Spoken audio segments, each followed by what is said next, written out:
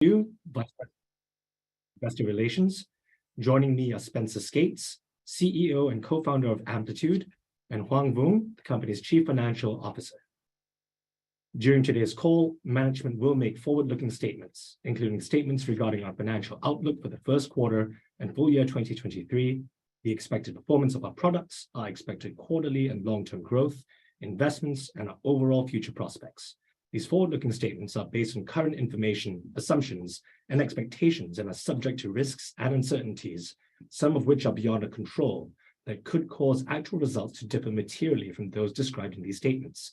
Further information on the risks that could cause actual results to differ is included in our filings with the Securities and Exchange Commission. You are cautioned not to place undue reliance on these forward-looking statements, and we assume no obligation to update these statements after today's call, except as required by law. Certain financial measures used on today's call are expressed on a non-GAAP basis. We use these non-GAAP financial measures internally to facilitate analysis of our financial and business trends, and for internal planning and forecasting purposes. These non-GAAP financial measures have limitations and should not be used in isolation from or as a substitute for financial information prepared in accordance with GAAP. A reconciliation between these GAAP and non-GAAP financial measures is included in our earnings press release, which can be found on an IR website at investors.amplitude.com. With that, I'll hand the call over to Spencer. Thank you, Yao. Good afternoon to everyone tuning in for our Q4 and fiscal 2022 earnings call. For those of you who may be newer to our story, Amplitude helps companies build amazing products, drive growth, and win their categories. Our digital analytics platform gives self-service visibility into the entire customer journey. Amplitude helps companies unlock the power of their products and guides them every step of the way. This empowers companies to capture the data they can trust, uncover clear insights about customer behavior, and take faster action. Every C-level exec I talk to wants to keep investing in their product. They believe digital products are their strongest path to growth. The problem is their ability to execute does not match their aspirations. Amplitude changes that. We show you what your customers love, what causes them to get stuck, and what keeps them coming back. These insights are an absolute necessity, not simply nice to haves. Especially in this environment, we believe Amplitude is a mission-critical part of every modern stack. We closed 2022 strong. Our fourth quarter revenue was $65.3 million. This was up 32% year over year and above the high end of our guidance. Our dollar-based net retention was 119%. We now have almost 2,000 customers, and 480 of those pay us over $100,000 in ARR per year. On top of that, we delivered almost 300 basis points of non-GAAP operating margin expansion year on year. We've always been efficient in building our business. We are in control of our own destiny as we expect to generate positive free cash flow this year. While the environment is getting tougher, we are managing our business well, demonstrated by our beats on top and bottom line guidance. To every Amplitude, I am deeply appreciative of all the work you do to make our vision a reality. As we highlighted in last quarter's earnings, we anticipated greater headwinds going into 2023. Things did get harder for us in Q4. We saw more churn among smaller customers, as well as heightened scrutiny and budget pressure. Companies across geographies and industries are expressing caution. These are common themes you're hearing from a lot of software companies. What is more specific to Amplitude is the amount of work we do to support digital natives and early adopters. Being part of an early category is a double-edged sword. Companies that had accelerated our growth are now pulling back the hardest. The whiplash our customers are experiencing is very real. We expect the rolling layoffs and reduced risk appetite to be headwinds in the near term, but these short-term headwinds will pass. Our long-term outlook is still the same. When it comes to product data, companies are in the first inning. We remain in the midst of a massive wave that is changing how companies build, iterate, and improve their products. As the digital analytics market continues to develop, we are seeing positive momentum in both the size and length of transactions. And we've seen companies like Fandom, Allbirds, and Brainly move from Google Analytics to Amplitude. Long term, I expect we will accelerate our growth. We have multiple investments designed to accelerate growth through distribution and monetization in 2023. On distribution, we've been hard at work. I'm going to highlight 3 big bets. First, product-led growth. We launched a new pricing option in January, targeting startups and small businesses. It is based on unique monthly tracked users, a metric that smaller teams already understand and forecast. This is just one of the many steps in our larger Amplitude product-led growth journey, which you will hear more about as the year progresses. Second, taking new user activation to the next level, including navigation and chart control rebuild, no code or single code data ingestion, and the ability to work directly off of a cloud data warehouse. Third, structurally lowering data costs by a multiple, making it easier to scale with us. On monetization, we have a long runway in expanding the use of our analytics in our customer base. We can also add solutions to help our customers build better products. Our success with Experiment exceeded our expectations in 2022, and we are still just scratching the surface with customer penetration. We know there are many more such opportunities. The potential for increased monetization of our platform remains in its infancy. We're early, our runway is immense, and we are seeing real validation. I've never been more excited about the opportunity ahead of us. Product innovation will help us drive distribution and monetization. We released more than 100 product updates and features over the course of 2022, more than any other year in the company's history. Car analytics helped us extend into retail and e-commerce. Marketing analytics is driving competitive displacements. We're addressing more data leaders by building tools that minimize data chaos, increase visibility, and improve accessibility across teams. Our new Amplitude data capabilities enable teams to holistically manage customer data on our platform. This increases confidence for data teams, improves collaboration, and makes it easier to identify and fix issues. Experiment is now available in our EU data center. We've also introduced more improvements to make it faster to plan and run product tests. As companies look for ways to consolidate spend in this environment, we're seeing more demand for competitive displacements for Experiment. ITV, one of the UK's leading broadcasters, added Amplitude Experiment in Q4 to quickly iterate around the launch of their newest streaming platform, ITVX. After building an experimentation culture at one of ITV's brands, BritBox, Lee Marshall, the director of product, is expanding Amplitude usage across the larger organization. He said it best, "We had no central cross-platform capability. Experimentation is time-consuming. Without Amplitude, we couldn't measure the real value of our product increments or manage multiple experiments across the base." Industry analysts are recognizing our leadership. Amplitude was named a strong performer in the first Forrester Wave for digital intelligence platforms that we took part in. The breadth and depth of our digital analytics platform allowed us to achieve market-leading 5 out of 5 scores across 9 criteria in the Wave. Amplitude was ranked in the top 3 on strategy with Adobe and Salesforce, and ranked way above Google on both strategy and execution. Several point solutions that claim Amplitude as a competitor did not even make it into the report. Amplitude received 5 awards across G2's 2023 Best Software Awards. We also ranked number 1 in 10 categories within the G2 Winter 2023 report, including the number 1 product analytics solution for the 10th quarter in a row. While early, I'm excited by the progress we're making in go-to-market. We have better alignment between marketing, sales, and customer success. For example, improved collaboration between marketing, SDRs, and revenue operations is leading to increased productivity on demand generation. We've always been exceptional at selling into product and product managers. We continue to uplevel our relationships there and extend to data leaders, driving larger land deals. We're better connecting Amplitude with value for our customers, leading to stronger executive engagement. We've also created an executive sponsor program for our top 50 accounts that will be key to retention and expansion. We've also enhanced our approach to Amplitude on Amplitude. Our product team has always used Amplitude, but we've taken it one step further and created Amplitude dashboards for our go-to-market team. This is helping us better serve our customers. I'm excited to welcome Christina Johnson as our new Chief Human Resources Officer. Christina spent the last 7 years at Okta leading the global people and places function as the company grew from 500 employees to more than 6,000. Christina has great perspective about how to build high-performing teams and has seen the journey we're embarking on. She's an amazing leader, and I'm excited to partner with her. Post-market closed, we also announced a CFO transition. After 4 incredible years at Amplitude, Wang will be leaving the company. I'm welcoming former Forescout executive Christopher Harms as our new CFO, and you will all have the opportunity to get to know him in the coming months. Wang will remain at Amplitude in the interim to ensure a seamless transition. We're continuing to win customers across many industries and at every part of their digital maturity journey.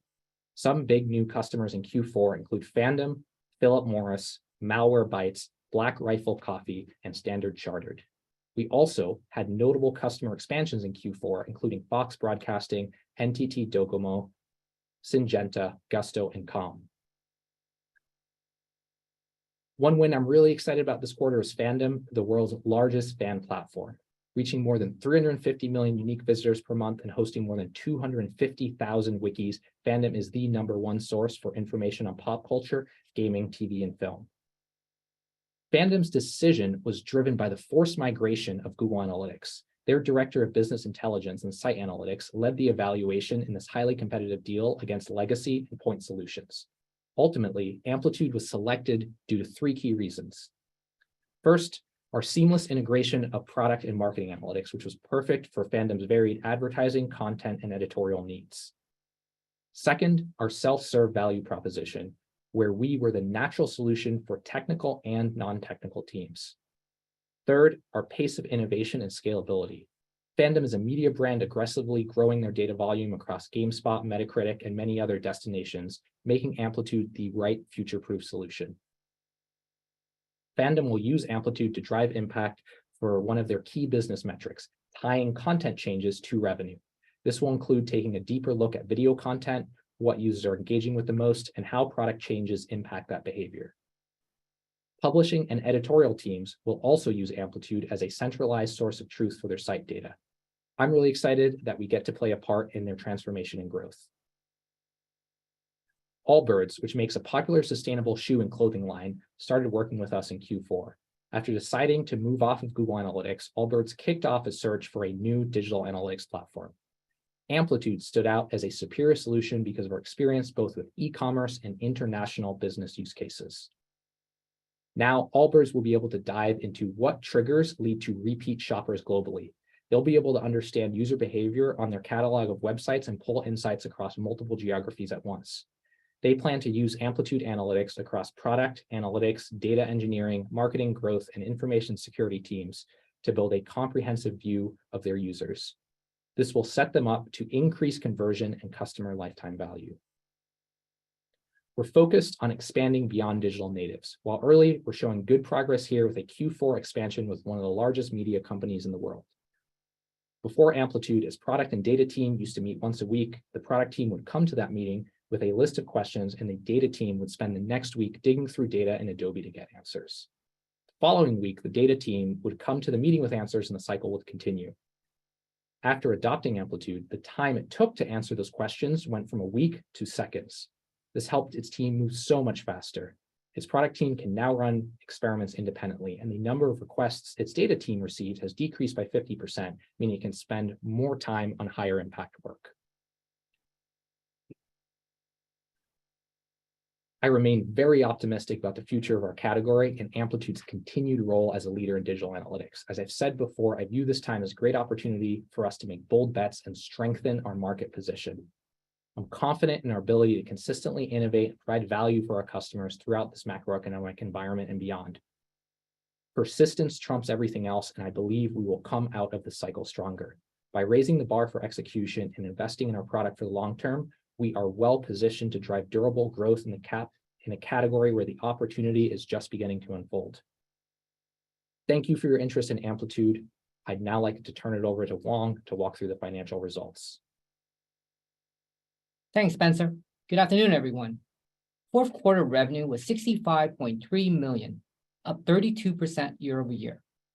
For the full year 2022, revenue was $238.1 million, an increase of 42%.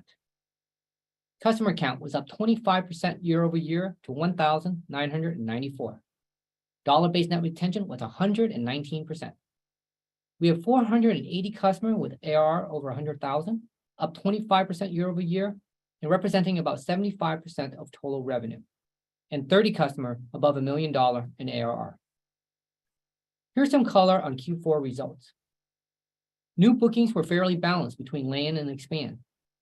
In Q4, we had 2 land deals over $1 million, showing more companies are starting to understand the criticality of product data for every modern enterprise. This contrasts with 0 land deals over $1 million in all of 2021. We also had our largest experiment expansion ever. As customers mature and more teams unite around product data, we see greater adoption of the entire digital analytic platform from experimentation to CDP. We're seeing an increase in the number of early-stage opportunities as our demand gen efforts ramp up. However, customer general level of caution has increased in Q4. We saw more deals shrunk or pushed out than we did in Q3 as budget scrutiny intensified. Churn, both full and partial, continues to be elevated in Q4 across the board. Customer continues to navigate the whiplash from COVID-induced pull forward to the current focus on tightening their belts. Geographically, revenue from the US increased 28% year over year to $40 million in Q4, or 61% of total revenue. International revenue increased 39% to $25.2 million, or 39% total revenue. Total RPO increased to $248.2 million, up 46% year over year. Current RPO also increased to $190.6 million, up 39% year over year, or approximately 77% of total RPO. As a reminder, CRPO growth over fiscal year 2022 has been helped by an increasing mix of multi-year deals. If we don't keep increasing the mix of multi-year deals, CRPO growth in 2023 will be negatively impacted. Next, I'll be discussing non-GAAP results for Q4 going forward. As a reminder, our GAAP financial results, along with reconciliation between GAAP and non-GAAP results, can be found in our earnings press release and supplemental financial on our website. Gross margin in Q4 was 74%, improving 250 basis points year over year as we drove efficiency with infrastructure costs and continued to scale. During our IPO process, we stated a long-term goal of 75%. We plan to achieve and likely exceed that goal in the near term. Sales and marketing expense was 45% of revenue compared to 44% of revenue in Q4 2021. R&D expense was 21% of revenue compared to 20% of revenue in Q4 2021. We delivered an operating loss of $4.7 million, or negative 7%, compared to a loss of $5 million, or negative 10% in Q4 2021. We consciously moderated operating expenses throughout the year as the environment shifted. We are committed to balancing growth and profitability. Net loss per share was 3 cents based on 113.1 million shares, compared to a loss of 5 cents with 107.9 million shares a year ago. Cash, cash equivalents, and marketable securities were $301.7 million at the end of Q4. Free cash flow for the quarter was a negative $5.9 million, or negative 9% of revenue, compared to a negative $12.2 million, or negative 25% of revenue in the corresponding prior year period. For the full year 2022, free cash flow was negative $11.2 million, or negative 5% of revenue, a significant improvement versus negative $34.9 million, or negative 21% in 2021. Now, onto our outlook. Our guidance assumes the macroeconomic environment continues to be weak throughout the year. Layoffs and budget cuts are an unfortunate reality across many digital natives. We believe that churn, expansion, and budget pressure will persist through 2023. For the first quarter, we are expecting revenue between $64 and $66 million, representing an annual growth rate of 22.5% at the midpoint. Q1 reflects 2 less days than Q4, which accounts for approximately $1.5 million of sequential headwinds. Non-GAAP operating margins of negative 13 to 14%. We held our sales kickoff in January, weighing on margins in Q1. Non-GAAP net loss per share to be between 6 and 8 cents. assuming shares outstanding of approximately 114.9 million. For the full year 2023, we're introducing 2023 revenue guidance between 283 and 291 million, an annual growth rate of 19 to 22%. We expect non-GAAP operating margins between -6 to 8%. And we expect non-GAAP net loss per share to be between 11 and 16 cents, assuming shares outstanding of approximately 117.5 million. We believe the bottom end of our guidance is conservative and factors in further deterioration in macro and buyer sentiment throughout the year. Please keep in mind the following. Non-GAAP gross margin should be in a range of 73 to 75% for fiscal year 2023, representing more than 300 basis points of improvement versus the past couple of years. We expect to exit Q4 2023 with non-GAAP operating profit. We expect to reach free cash flow positive for the full year, well ahead of our previously stated medium-term targets. Given the pressure we mentioned, we do expect the continued declines in net retention rate. The headwinds we're facing are the natural function of being with an early market and our exposure to digital natives. We're working through those headwinds and managing our business for efficiency. We believe nothing has changed about our long-term opportunity, and we remain incredibly well-positioned to win in digital analytics. Before we move to Q&A, I actually want to just take a moment to recognize Hoang. Hoang, I just want to say you have been instrumental to our growth and success over the last 4 years. On behalf of myself and everyone at Amplitude, we sincerely thank you. We wish you all the best. Thanks, Spencer. It's been a really life-changing opportunity and a privilege to be able to contribute to Amplitude's success and growth over the last few years. I want to thank the amazing Amplitude team. I know that we'll be a billion-dollar business one day because we have the best product and an awesome culture. With that, we look forward to your questions. Over to you, Yao.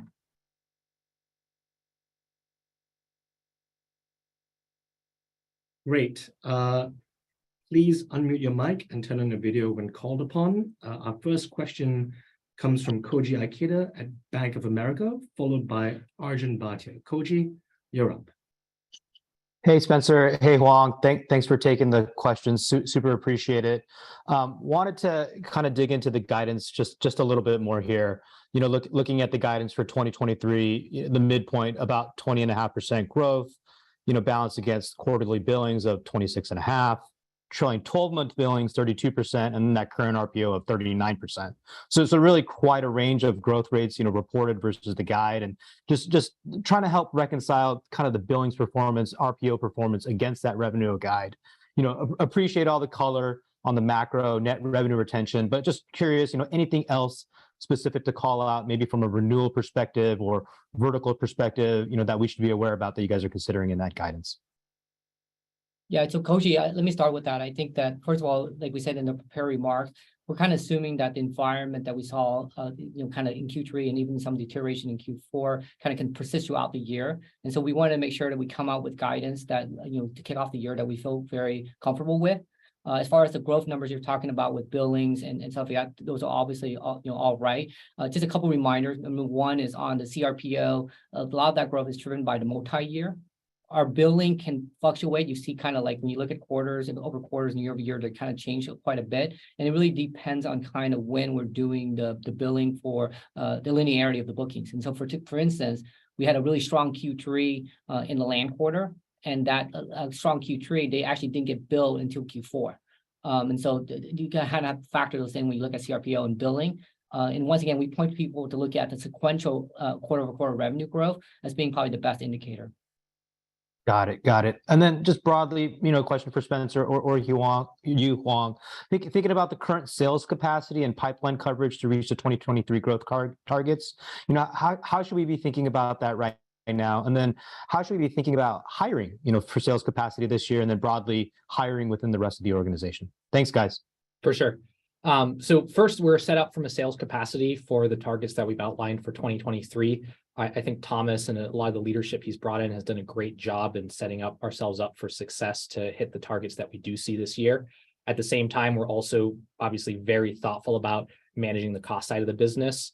in this sort of environment, slowing down hiring, applying a lot more scrutiny at the margins, making sure that we don't get over our skis. The good thing for Amplitude is that's always been how we've operated from a cost standpoint, even when things were kind of really hot over the last few years. And so it's not as major of an adjustment for us heading into this environment. Got it. Thanks, guys. Thanks for taking the questions. Best of luck, Huang. Thank you so much. Great. Next question, Arjun Bhatia from Blair, followed by Elizabeth Porter from Morgan Stanley. Arjun? Awesome. Hey guys, thanks for taking the question. Maybe just, I wanted to touch on just the demand environment. I know you called out some of the digital natives as being maybe a little bit of a bigger headwind. Spencer, how do you think about what you can do from a go-to-market perspective to maybe shift the demand a little bit so that you're targeting more traditional industries? Is that a part of the plan? Is that something that you're already doing? Just walk us through how those two differ and how you might adjust your targeting approach a little bit. Totally. Yeah, that's something that's very top of mind, is making the shift from digital natives to the traditional enterprise. I mean, I think we've seen continued traction around that in Q4. As you saw, big expands in Fox Broadcasting, NTT Docomo, and that anonymous media company that we mentioned. And so we're continuing to make progress against that. One of the plays that I'm really excited about is, one of the things we see is that when you get a lighthouse customer in a vertical, that then allows you to get a number of other companies. So we've seen that playbook work for us. If you look at, for example, media, we've had Fox Broadcasting, we've had NBC as customers. That's helped us land HBO, Discovery, a bunch of other media brands. Same in quick service restaurants. We did that. We landed Chick-fil-A quite a while ago. That's helped us get into RBI and their brands like Burger King and Popeyes. And so we want to replicate that play as we go through 2023.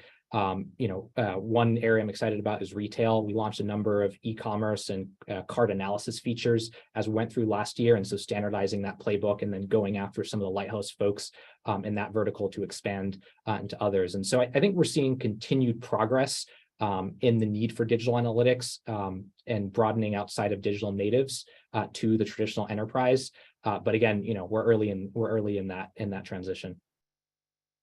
Okay, awesome. And then it seemed like experiment was a big theme in your prepared remarks, and I got the sense that there was a little bit of a obviously strong traction in Q4, and it's been, I don't know, maybe a step function change, but what's driven the strong traction there? Have you made product changes that are starting to resonate? Is it more of a go-to-market adjustment? And then maybe just remind us, are you seeing those lands come in off the bat with experiment plus the core platform, or is this more of an expansion sale? Yeah, so on experiment, I think because in a lot of companies there's existing A/B testing or experimentation budget, that actually makes it more attractive in a time of macroeconomic pressure. And so we ended up exceeding our own internal goals for where revenue from an experiment would be in 2022. As a result, we had a record deal in one of our largest accounts that was a big experiment expansion. And so it's just kind of continuing to build this muscle on both making sure we're offering all the latest and best features on experimentation, as well as deploying that and go to market. Now, it still has a long kind of runway to go in terms of penetration across the customer base. In terms of landing, we're actually seeing that some of our 7-figure lands that we did for the first time in 2022, experiment was a big part of those deals. And so I think the product is now mature enough where companies are willing to take a big bet on it straight out of the gate. And so that's been a hugely positive proof point. Awesome. Thank you, Spencer. Super helpful, and best of luck in the future, Huang. Thanks, Arjun. Great. Next question for Elizabeth Porter from Morgan Stanley, followed by Rob Oliver from Baird. Elizabeth, please. Great. Thanks so much. So you highlighted kind of churn at the low end and also helping customers right-size contracts, just contributing to some of the downsell. And my question is, are we through a lot of those headwinds in Q4, and how much work is really left to do? I understand that NRR is a trailing 12-month metric, so we're going to continue to see that pressure through fiscal 23, but I was hoping to get a little bit more color on just the inter-quarter. Yeah, I mean, I think first thing to call out is we expect it, our guidance assumes we expect that to continue as we go through 2023 because of our exposure to digital natives. A lot of them, they're going to continue to look for cost savings. And, while we want to maintain the value we're at, I think, we also want to work with customers with where they're at. I think a few things to call out. One, on the churn front, we're seeing almost no churn to competitors. And so we continue to feel good about our market leadership position in digital analytics. Second thing is all of those customers do expect to expand with us over the long term. And so, they're just looking for some short-term help as they're going through layoffs and trying to find additional budget dollars and all of that. And so, we want to work with them to do that. I think the last thing I'd call out is that it's a hyper focus for us as a company. And I'm not happy with where it's at. And I want us to continue to improve how we're doing on the churn front. And so we're doing that through a number of things across product and go to market, making sure we get closer to customers, making sure to develop more executive relationships so that we can drive an ROI story, which we've been better at in 2022, and then launching new services and products that help people implement, adopt, grow with us over the long term. Got it. Yeah, that makes a lot of sense. And then my second one, just in the follow up, is on cost discipline. Really encouraging to see that help offset kind of the impact on the bottom line. So can you just be a little bit more specific about some of the actions that you are doing to drive that incremental leverage? Yeah, so let me start with gross margins, and then I'll talk to operating margins. One of the innovations that I'm really excited about is we're looking at reducing data costs by a multiple, and that should drive us huge leverage on gross margins in the long term. You've seen that continue to improve in the 21 versus 22, and then we're expecting to continue to drive that in 23 and beyond. And so that's obviously really big for a data intensive business like us. The other thing on just operating the business, we've obviously been much more judicious about adding headcount in this sort of environment. And so it hasn't been, a massive adjustment for us like it has been for some other companies out there to change the way that we're operating. One of the things I actually did back in December was I sent a survey out to Ampliteers to ask them to step up and look for different ways of cost savings. And we actually got 500 responses across the company from everything like, hey, maybe we can get rid of, swag or, these sort of perks, or maybe we can be more thoughtful about how we approach our catering expense, or, we can look at the travel. And so it's awesome to see a lot of Ampliteers step up in that way. And so I think I call that out because it's always been part of the company's ethos. Got it. Great. Thank you so much. For sure, Elizabeth. Great. Next question, Rob Oliver. We can get you from your car. Thank you. And followed by Tyler Radke from Citi. Rob? Yeah, great. Can you hear me okay? Yes. We can. Perfect. Okay, great. Yeah, guys, sorry. And I swear I'm not actually driving. I'm here. So yeah.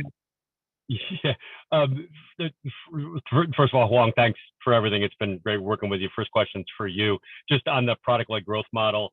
I know it's early days here still for you guys, and it's been, really, planned effort here to kind of try to expand at the lower end. It also, is likely going to continue to impact deal sizes, and so just curious how you guys are thinking about deal sizing. I know there's some natural headwinds from the macro, but in terms of the move towards the PLG market, PLG opportunity, how we should think about, ACVs and deal sizing throughout 2023. And then I had a quick follow-up.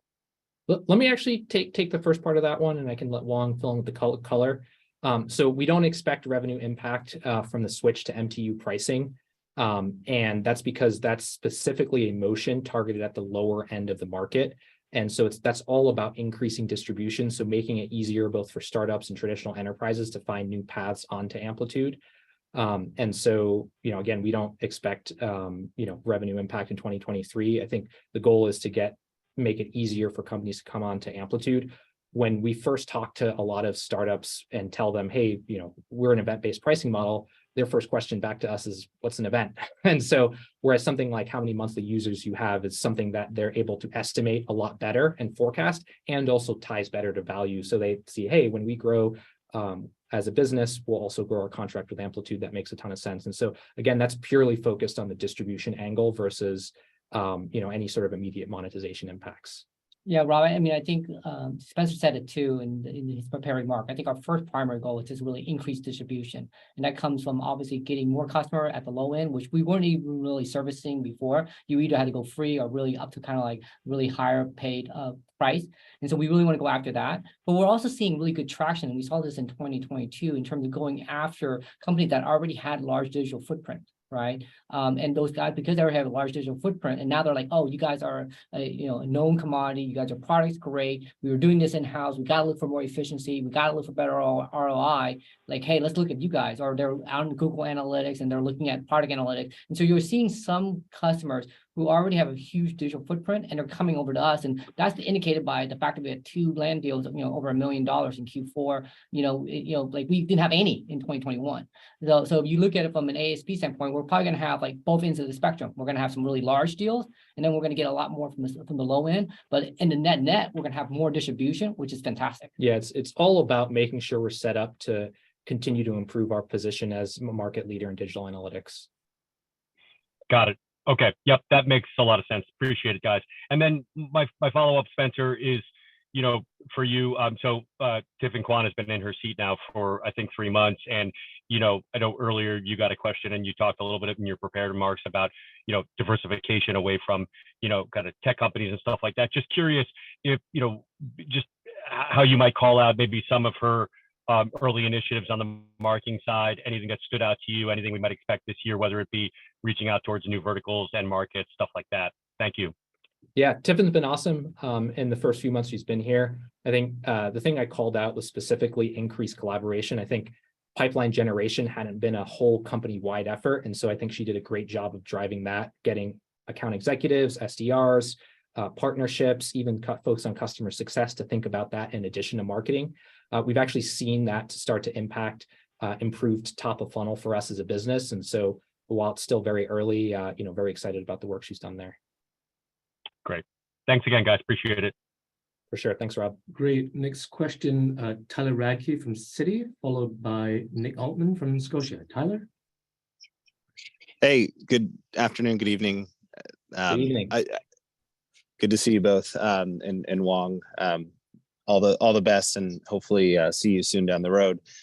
Just going back to the comments you made on churn, wanted to dig into that a little bit more. Number one, what's driving the churn? Is it just lower usage of applications, kind of driving fewer event volumes? Is it customers kind of optimizing those applications, or maybe it's lower headcount? If you could just expand on that. And are you expecting that to get worse? And then more broadly, I guess, do you see any broader changes in terms of the pricing model beyond what you talked about on the SMB side? If you could just comment on how that changes your overall thinking on the pricing today, given what you've seen on the churn side. Thank you. Yeah, for sure. So yeah, pricing and churn, the initiatives we're doing on pricing are separate. So I actually want to separate those two things. First, to take the churn piece, because of our exposure to digital natives, they're obviously asking us for help in this sort of environment where they may be shutting down parts of their business. They may be more selective about the sort of data they're tracking. There's just increased scrutiny. And so that leads to either partial churns or full churns, depending on where the business is at. And so, again, like I said, I'm not happy with where it's at. We want to continue focusing on improving it and improving the execution to make sure that we drive improvement in that over the long term. I think, I don't know if there's any other color that you add to it. No, I think on your chart, the question about how it would be for like 2023, I would say that we saw Q3 and Q4 very similar, and we kind of forecast and put that into our guidance that it's going to be like that for the remainder of all of 2023.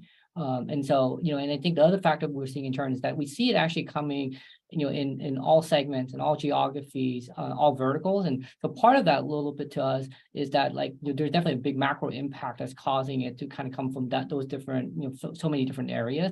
But obviously we're going to work a lot on that in 2023. Yeah. And then to take, Tyler, to take your question on the pricing front, I think the MTU-based pricing, again, it's specifically focused on the low end of the market, just to give them another option to easily get started with Amplitude. We offer 100,000 MTUs and unlimited events per MTU for free. And then we have an MTU-based model up to 1 million monthly tracked users. And beyond that, you kind of go onto a more traditional events-based model. And so I think that's kind of the first salvo. We're going to continue to iterate on that. We expect more as we go into Q2 and the rest of the year. And that's going to be another lever that drives long-term distribution and growth of Amplitude. Great. And going to the go to market, obviously there's been some new sales leadership there, and you just came from your sales kickoff. I'm wondering on, what you're doing differently from a verticalization approach. If you're targeting kind of the obviously non-digital native industries who might have better budgets this year, but if you could just kind of expand on the go-to-market strategy and what you're seeing there.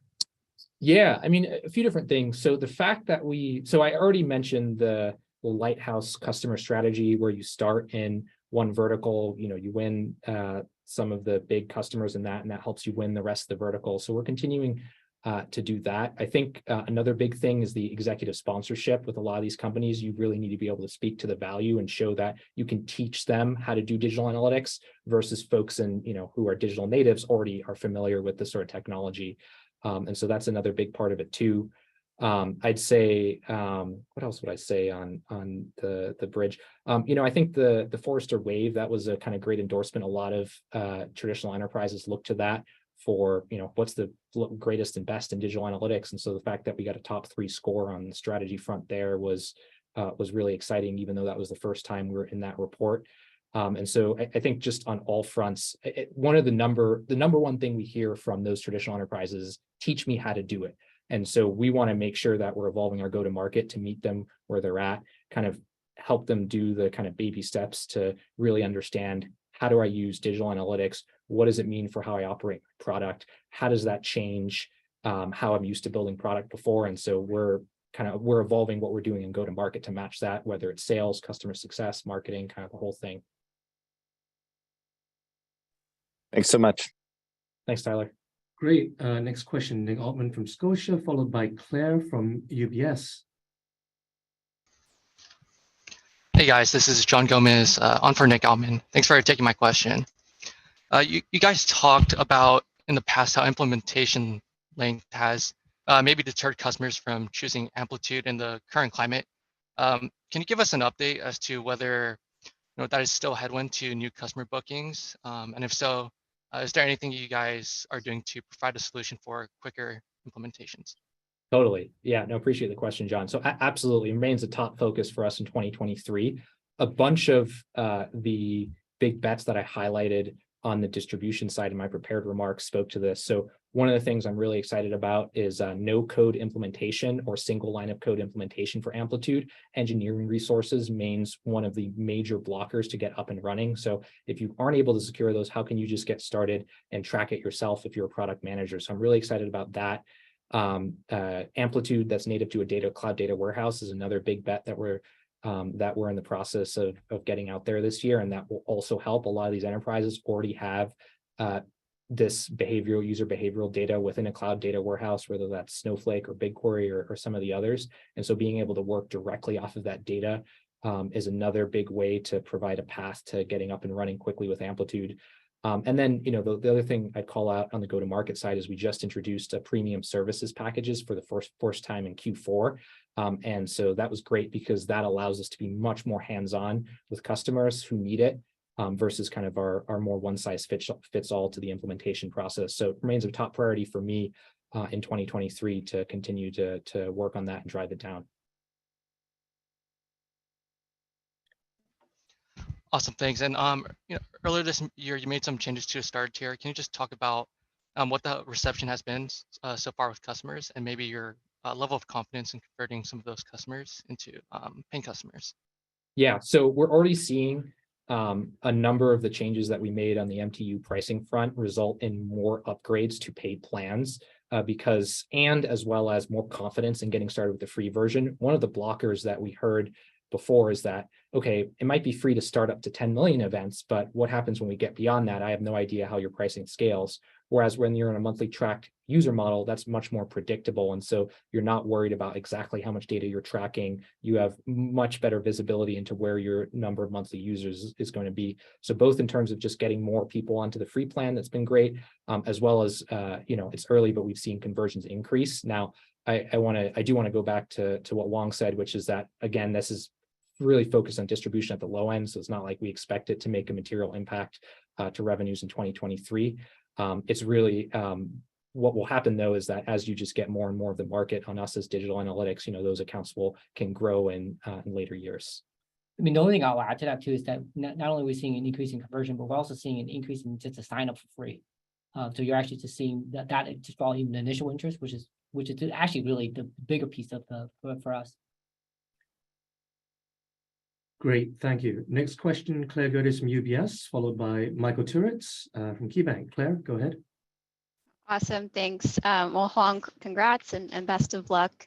I just wanted to ask a couple on the guide. So, you know, when we look at the full year guide, it only assumes a couple points difference, right, from the 1Q guide. So, you know, that kind of assumes growth flattening out. So, you know, if macro gets worse, how conservative would you say that guide is? And, you know, maybe is there anything embedded that's, you know, the guidance philosophy changing with the CFO shift, just anything that you could provide on that? Yeah, you might have to take it. Yeah, go for it. I'd say, you know, no change in guidance philosophy. I think we've assumed the environment stays bad. Now, you know, if things get way worse or if things get way better, obviously we may have to make adjustments, but based on everything we're seeing, we wanted to make sure to put together a guide for the year that reflected kind of the headwinds that we're seeing, and particularly for digital natives. I think, yeah, and then in terms of CFO transition, look, I want to make it clear to folks on this call, you know, I own that ultimately as CEO, and so we want to make sure to be consistent about how we guide and set up Chris for success when he joins, so that we're not having to make, you know, major changes in how we operate the business. Yeah, and again, I'll go back to the prepared remarks in terms of that, you know, what we got is we assume the same level of deterioration at our midpoint. And then we actually stress that, and we did at the low end, assuming, let's say, things got worse, like you said, on a factor of turn and stuff like that. And because, you know, again, knock on wood, hopefully it doesn't get worse and all of that. But we wanted to make sure that, you know, we provided the guidance factoring in, given the uncertainty out there. Okay, perfect. And then if I could just ask real quick on NRR as well. You know, you mentioned expecting to see that decline going forward. Is there anything more you could provide on any kind of potential floor in a weakening macro? Yeah, just anything on that as well. Thank you. Yeah, I mean, obviously there's three big things that go into the net retention rate. There's both, you know, there's expansion, there's full turn, and there's partial turn.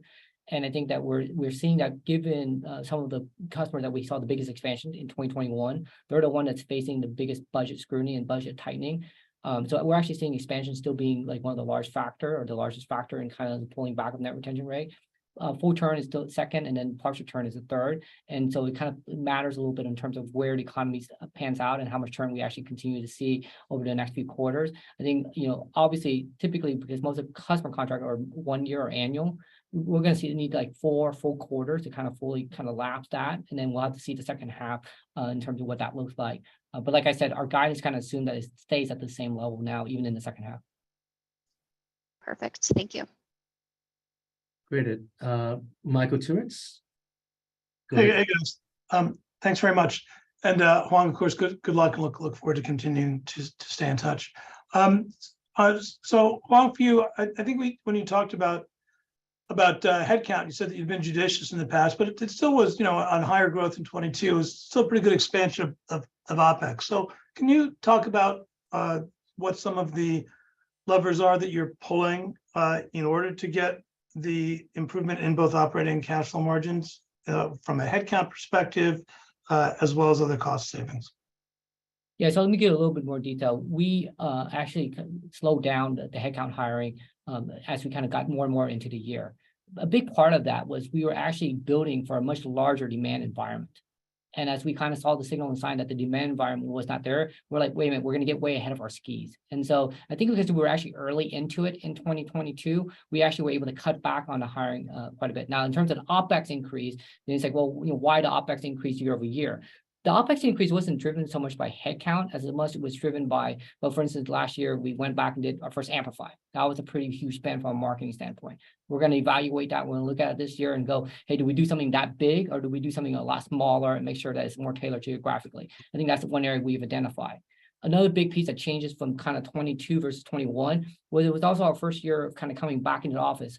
Travel and entertainment and stuff like that. And so you had some expense saving that were in 2021 that structurally, when we changed post-COVID, kind of just hit us back in terms of opening up our locations, people coming back in and all that, all those activities, and less so on the headcount side. Okay, that's That's helpful. So can you describe how you think about headcount growth into 2023? Yeah, I mean, we're slowing significantly down on headcount growth. I think we feel good about the big bets I made with the current set of headcount, as well as on the sales capacity front in terms of being set up for this year. Those are always the kind of two questions I ask. Are we set up in terms of to drive the revenue? Are we set up to innovate where we need to? And we are. And so we're really, really slowing that down as we go. Now, obviously, if we do see, when we do see growth pick back up, whether that be later this year or next year or in the future, that'll be a sign that we want to continue to invest back in the business. But, in the short term, I think we want to, as the revenue grows, we want to keep the cost profile in check. And Mike, I will add, I mean, again, living back to our same philosophy of balancing growth and profitability, I think we're really excited that we're going to be doing free cash flow positive for the entire year. We're going to be exiting at a non-GAAP operating profit in Q4. But at the same time, our number one goal is to make sure we win the market. Right. And so, we still are actually making the investment in headcount. We're still hiring. It just, you basically have to have a really good ROI case, a much harder one than it was back in 2021, to make sure that we're hiring and adding them. But we ultimately will still want to kind of grow and scale some of that. And I think that's the balancing act we go through, because back in 2021, a lot of folks would say, hey, why aren't you guys like being more aggressive with spending? And we would monitor efficiency and et cetera. Same thing here. I think that we're also, again, understand the environment. We're going to be looking at cash flow. We're going to be looking at operating margins, but we wanted to make sure we didn't lose the long game. Yeah, that's great. I guess that's my follow-up. So that's good for me for now. Thanks very much, Thanks, guys. Michael. Thank you, everyone. With that, I'm seeing no further questions in queue. We will be at the Morgan Stanley Technology, Media, and Telecom Conference in March. Details will be posted to the IR page of Amplitude's website at investors.amplitude.com. Thank you very much for attending our Q4 earnings conference call. You may now disconnect.